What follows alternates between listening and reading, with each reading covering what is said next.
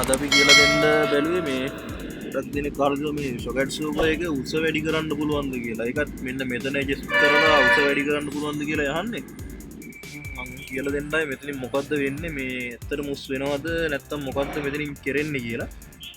ඇත්තටම කිව්වොත් මේක adjust කරා කියලා shock එකේ උස වැඩි වෙන්නේ නැහැ. මේකෙන් කරන්නේ මේ spring එක තියෙනවා. ඔයාලට පේනවා දැන් මේක මෙන් පල්ලෙහා ටෙන්ෂන් කරලා මේක කැරගෙයි ඒක. අරකවත්දි මෙතන දැන් මේ මට්ටමට වැඩිය මෙතනින් චුට්ටක් උසයි. ඒ වගේ මේ වටේ යනකොට පොඩ උස් කරලා හදලා තියෙන්නේ මේ ලයින් එක. මේකෙන් මේ ඇඩ්ජස්ට්මන්ට් එකක් තියෙන. ඒ කියන්නේ මේකෙන් වෙන්නේ මේ ස්ප්‍රින් එකේ ටෙන්ෂන් එක වැඩි කරනවා. ඒ කියන්නේ මේ ස්ප්‍රින් එක පහළට තෙරපන ප්‍රමාණය චුට්ට මෙතන ඉස්සෙද්දි වැඩි වෙනවා. ඔයාලට මේ shock එක ළඟට ගිහිල්ලා බලද්දි තේරෙනවා. මේක කරගෙනකොට මේක මේ විදිහට කරකවලා මෙතන තියෙන මේ ලොක් එක මේ කොටස මේක වටයක් කරගෙවොත් මෙතෙන්ට ගත්තා කියන්නේ. මෙන්න මේ ප්‍රමාණයට වැඩි සාමාන්‍යයෙන් සෙන්ටිමීටර් එකක් සෙන්ටිමීටර් භාගයක වගේ පොට්ටක් මෙතන වෙනසක් මෙන්න මෙතන කොනයි අතර. ඒ කියන්නේ මේ ප්‍රමාණය මේක ස්ක්‍රීන් එක පල්ලෙහාට තෙරපන එක කරන්නේ.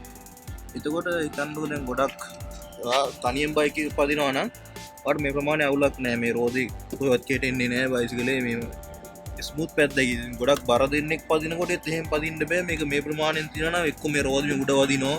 වල කර දුනහම සාමාන්‍ය මඩවලකට වගේ වැටෙනවා. මේක කෙටෙන්න බලනවා. එහෙම එකක් වෙනවා නම් ඔයාලට පුළුවන් මේක ඇඩ්ජස්ට් කරගන්න. shock එක ටිකක් කල් පාවිච්චි කරද්දි මේ ගෑස් shock මේවා ගෑස් එක බහිද්දි මේ shock එකේ ටෙන්ෂන් අඩු වෙලා shock එක කෙටෙන්න ගන්නවා. එතකොට තමයි මේක ගොඩක් කට්ටිය කරකවන්නේ. ඒකට සාමාන්‍යයෙන් ඔයාලා පාවිච්චි කරද්දි පාවිච්චි කරන කෙනාගේ හැටියට ඔයාලට බර කෙනෙක් නම් ඩබල් දාලා යනවා නම් ඔකේ මේක අවශ්‍ය විදිහට වෙනස් කරගත්තට කමන්න වෙනස් කරගන්න පුළුවන් එහෙම. උස වැඩි වෙන්නේ නැහැ කොහෙත්ම.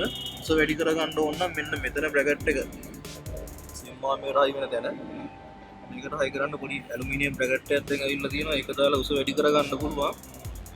ඒක මල්ලඟ දැන් පෙන්වන්න දන්නේ. ඒ වුණාට ඒක දාලා කරොත් පොඩ්ඩක් බයිසිකලේ අන්බැලන්ස් වෙනවා. ඒ කියන්නේ බැලන්ස් එක නැති වෙන්න පුළුවන්. පිටිපස්සට වැඩි නිසා. මේක තානකට මෙෂර්මන්ට් වලට හදලා ඒවල තියෙන්නේ ඒක ෆිට්ටක් වෙනස් වුණොත් පොඩ්ඩක් වෙනස් වෙනවා. මේ බැලන්ස් එක වෙනස් වෙනවා. ඉතින් උස වැඩි කරගන්න ඕන ඒ වගේ දෙයක් කරන්න ඕන. මේකෙන් කරන්නේ අර දේ. ස්ප්‍රින් එකේ ටෙන්ෂන් එක වැඩි කරලා මේ බයික් එක කියන්නේ පදින කෙනාගේ හැටියට මේක කෙටෙන්නේ නැතුව ගානට shock එකේ උදව්වක් වෙන්න මේක මේ ඇඩ්ජස්ට්මන්ට් එක තියෙන්නේ. මේක ඇඩ්ජස්ට් කරද්දී ඔයාලට අලුත් shock එක ගන්නද මේ ටික අලුත් එකක්. මේක මේ විදිහට අතින් පල්ලෙහාට කරලා කරකවන්න පුළුවන්. එහෙම නැත්නම් මේ වගේ තැනට ෆ්ලැට් නියනක් තියලා මෙහෙම තට්ටුවක් දැම්මොත් අපි ඒත් මේක කරගිලා යනවා. මේකෙත් හයියෙන් ගහන්න හොඳ නැහැ. මේක කඩලා ගියොත් එහෙම සේරම ඉවරයි shock එකම ඉවරයි. මේක හිමීට තට්ටුවක් දාලා කරගත්තා. එහෙම නැත්නම් මේ වගේ පල්ලෙහාට කරලා තින් කරලා පෙන්නන්න. මේ විදිහට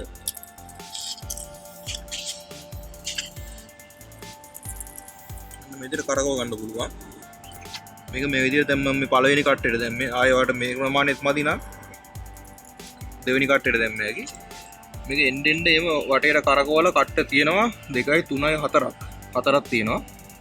මම කියන්නේ පළවෙනි එක නැතුව ඒ 4ට දාලා අවශ්‍ය ප්‍රමාණයට ටෙන්ෂන් එක ඇදී යකි. ඉතින් මම මේ පැත්ත මෙහෙම ඇදුවොත් අනිත් පැත්තත් මේ වගේම හදා ගන්න ඕන. නැත්නම් shock එකක් ටෙන්ෂන් වැඩි අනික ටෙන්ෂන් අඩුයි. එතකොට මේ බැලන්ස් නැහැ. අන්න ඒකයි මේකෙන් කරගන්නේ මේ වැඩි වගේ යන ටෙන්ෂන් එක. ආයෙ මේක අර තිබ්බ වගේ පිටිපස්සට හදා ගන්න පුළුවන්. මේ විදිහට. සරලව කිව්වොත් ඕක තමයි වෙන්නේ.